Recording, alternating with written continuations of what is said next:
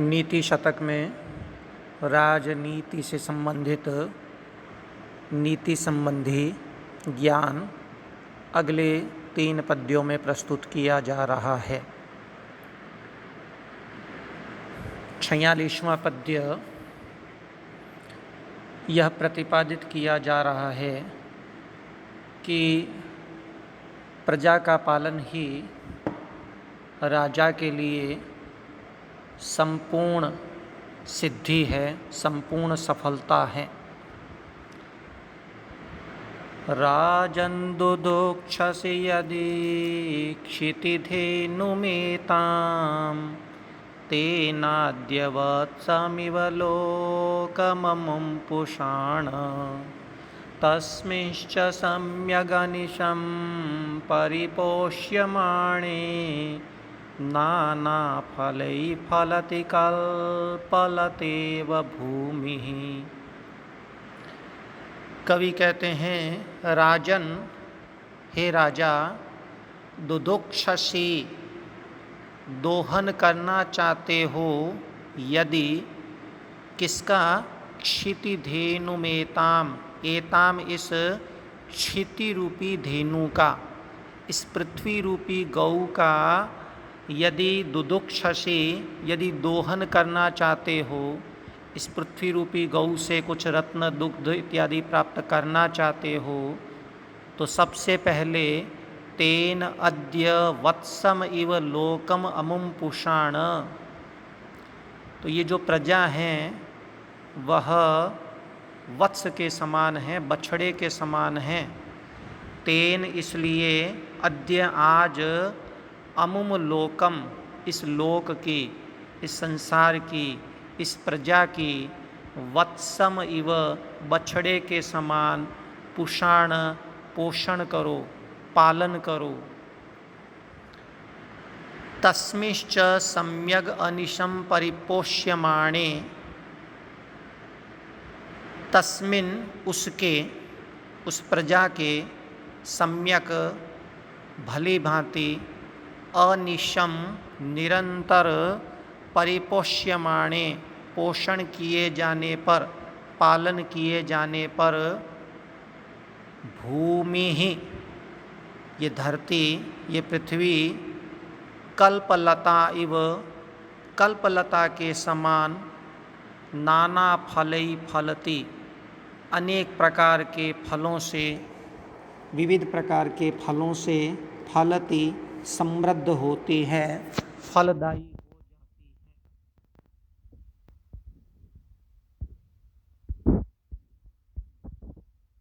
47वां पद्य, इस पद्य में कवि के अनुसार नृपनीति, राजनीति वारांगना इव है, वारांगना के समान है, वैश्या के समान है। जैसे वैश्या पल पल अपना रूप बदलती हैं, उसी प्रकार राजनीति भी पल पल बदलने वाली हुआ करती हैं। सत्यान्द्रता च परुषा प्रियवादिनी च हिंस्रा दयालुरपि चार्थपरावदान्या नित्यव्यया प्रचुरनित्यधनागमा च वारांगनीव नृपनीतिरनेकरूपा।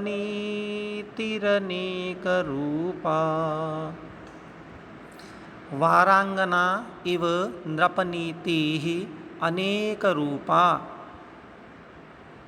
वारांगना इव, वारांगना के समान, वैश्या के समान, नृपनीति राजनीति अनेक रूपा, अनेक रूपों वाली होती है। उदाहरण के लिए, सत्यान्द्रता च, कभी यह सत्य बोलने वाली होती है तो कभी अंध्रता, असत्य बोलने वाली। परुषा प्रियवादिनी च, कभी परुष, कठोर, कठोर वचन बोलने वाली, और कभी प्रियवादिनी, प्रिय बोलने वाली, मधुर बोलने वाली होती है। हिंस्रा दयालुरपि, कभी यह हिंसक हो जाती है और कभी दयालु।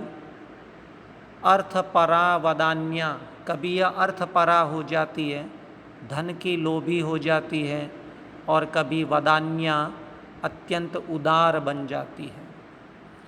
नित्य व्यया, कभी यह नित्य खर्च करने वाली होती है, दान करने वाली होती है, और कभी प्रचुर नित्य धनागमा च, और प्रचुर मात्रा में नित्य धन के आगमन वाली हुआ करती है। इस प्रकार वारांगना इव, वारांगना के समान, वैश्या के समान नृपनीति ही अनेक रूपा, राजनीति अनेक प्रकार के रूपों वाली हुआ करती है।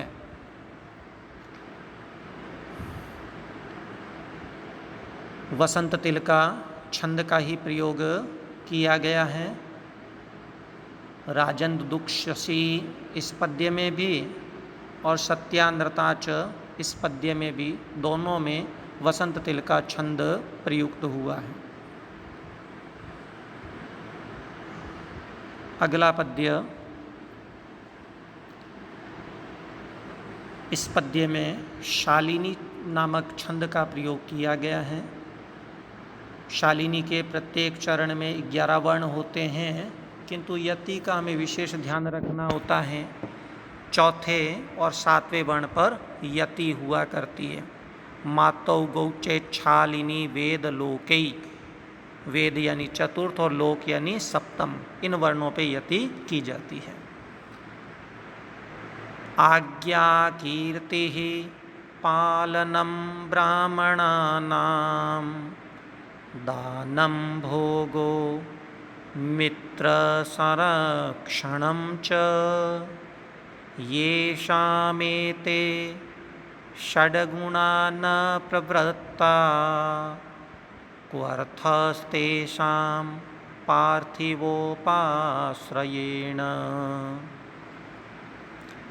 राजाओं में 6 गुण होने चाहिए। यदि उन राजाओं में 6 गुण नहीं हैं तो उस राजा का आश्रय लेने का कोई फायदा नहीं है। वो 6 गुण आज्ञा इत्यादि हैं। आज्ञा, आज्ञा यानी शासन, कीर्ति ही यश, पालनम ब्राह्मणानाम, ब्राह्मणों का, अध्ययन करने वालों का, पढ़ने पढ़ाने वालों का, ब्रह्म को जानने वालों का, पालनम पालन करना, संरक्षण करना। दानम भोगो मित्र संरक्षणम च, दानम दान करना, भोगः ऐश्वर्य का उपभोग करना, मित्र संरक्षणम च और अपने मित्र की सुरक्षा करना, शरणागत आए हुए मित्र का पालन और रक्षा करना। ये शाम, जिन राजाओं के एते षड्गुणा न प्रवृता, एते ये षड्गुणा 6 गुण न प्रवृता, प्रवृत नहीं हैं, पाए नहीं जाते हैं। को अर्थस्तेषां पार्थिवोपाश्रयेण, को अर्थः क्या लाभ है, क्या मतलब है, क्या उपयोग है। तेषां पार्थिवोपाश्रयेण, तेषां उन पार्थिवोपाश्रयेण राजाओं के उपाश्रय से, उन राजाओं का आश्रय लेने से, सहारा लेने से, अवलंबन लेने से को अर्थ क्या फ़ायदा। तो हमें जिस राजा का आश्रय लेना हो उसमें ये 6 गुण होने ही चाहिए। उसका शासन अच्छा चलता हो, आज्ञा चलती हो, उसकी कीर्ति हो, वह ब्राह्मणों का पालन करने वाला, संरक्षण करने वाला हो, दान करने वाला हो, स्वयं उपभोग करने वाला हो, और इस साथ ही साथ मित्र का संरक्षण करने वाला हो। तो ऐसे राजा का आश्रय लेना ही फलदायी होता है, लाभदायक होता है। तो ये राजनीति से संबंधित 3 पद्य हमारे द्वारा सीखे गए।